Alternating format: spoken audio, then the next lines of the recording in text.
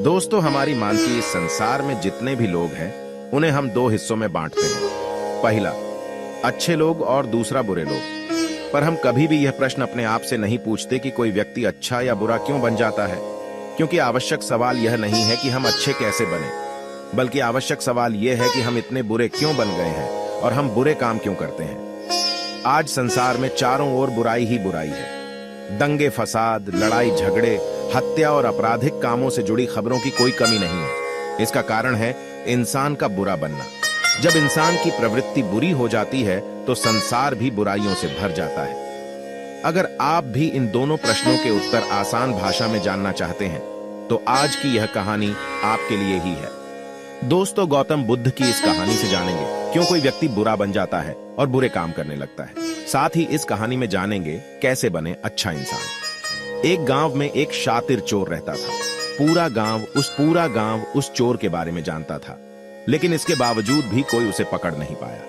उस शातिर चोर ने अपना संपूर्ण जीवन चोरी करने में लगा दिया। इतना ही नहीं, आसपास के गांव और नगर में भी उसकी बराबरी का कोई चोर नहीं था। चोर का एक बेटा था जिसे वह अपनी तरह ही शातिर चोर बनाना चाहता था। इसलिए वह अपने बेटे से हमेशा कहता था कि कभी किसी साधु या सन्यासी के उपदेश को मत सुनना।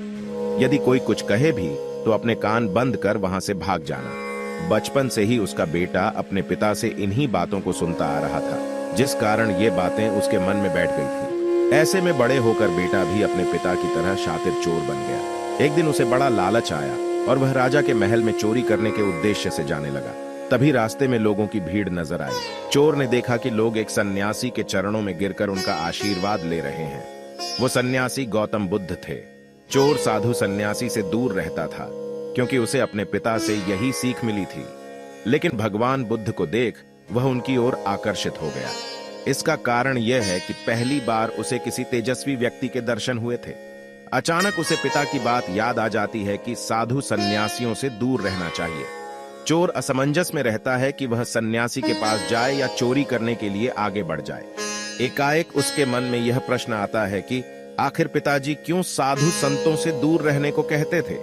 इसका उत्तर जानने के लिए चोर भी लोगों के बीच बैठ जाता है और भगवान बुद्ध के उपदेश सुनने लगता है। बुद्ध लोगों को झूठा और विश्वासघात के बारे में बताते हैं। उपदेश समाप्त होने के बाद सभी लोग अपने घर लौट जाते हैं और चोर भी चोरी करने के लिए महल की तरफ निकल जाता है। लेकिन पूरे रास्ते वह यही सोचता रहता है कि क्यों न एक बार उस सन्यासी के उपदेश में कही बातों को मानकर देखा जाए।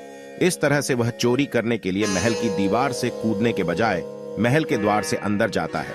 उसे देख महल के द्वारपाल उसे रोकते हैं और भीतर जाने का कारण पूछते हैं। चोर कहता है, मैं चोर हूं और महल में चोरी करने जा रहा हूं। द्वारपाल उसकी बातें सुनकर हंसने लगते हैं और कहते हैं, जरूर यह महल का सेवक या नौकर होगा और हमसे मजाक कर रहा है। यह सोचकर वे उसे महल के अंदर जाने दे देते हैं।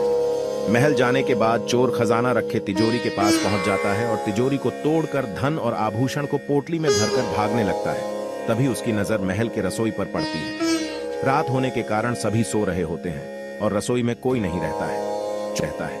चोर को जोर की भूख लगी थी, इसीलिए वह रसोई में जाकर पेट भर खाना खा लेता है। इसके बाद चोर वहां से जाने लगता है। तभी उसे बुद्ध के उपदेश में सुनी दूसरी बात याद आती है कि जिसका नमक खाया है उसके साथ कभी भी विश्वासघात नहीं करना चाहिए। चोर सोचता है, मैंने इस महल का नमक खाया है, ऐसे में इनका धन चोरी कर मैं इनके साथ विश्वासघात करूंगा। इसीलिए चोर चुराए हुए धन को रसोई में ही छोड़कर जाने लगता है। महल के एक व्यक्ति की नजर चोर पर पड़ जाती है और वह शोर मचा देता है, जिससे महल के लोग चोर को पकड़ लेते हैं और राजा के पास ले जाते हैं। राजा चोर से पूछता है कि जब तुमने चोरी कर ली थी तो फिर इसे छोड़कर क्यों जा रहे थे। चोर कहता है, एक सन्यासी के उपदेश के कारण। चोर की बात से राजा प्रभावित होते हैं और उससे कहते हैं, अगर तुमने ऐसे उपदेश बचपन से ही सुने होते तो तुम कभी चोर बनते ही नहीं। इतना कहकर राजा ने उसे कोई सजा नहीं और छोड़ दिया। लेकिन राजा ने उससे कहा कि एक बात याद रखना, सही संगत और सही उपदेश से ही व्यक्ति अच्छा इंसान बनता है। बचपन से ही गलत संगत और गलत उपदेश मिलने के कारण वह बुरा व्यक्ति बन जाता है। संगत और उपदेश व्यक्ति का जीवन बदल देते हैं। दोस्तों, उम्मीद कर वीडियो को देखने के बाद आपके विचार जरूर बदलेंगे। आप अपने विचार नीचे कमेंट बॉक्स में लिखकर व्यक्त कर सकते हैं। अगर वीडियो पसंद आई हो तो लाइक करें और जाने से पहले चैनल को सब्सक्राइब कर लें। चलिए फिर मिलेंगे ऐसी ही एक और वीडियो के साथ।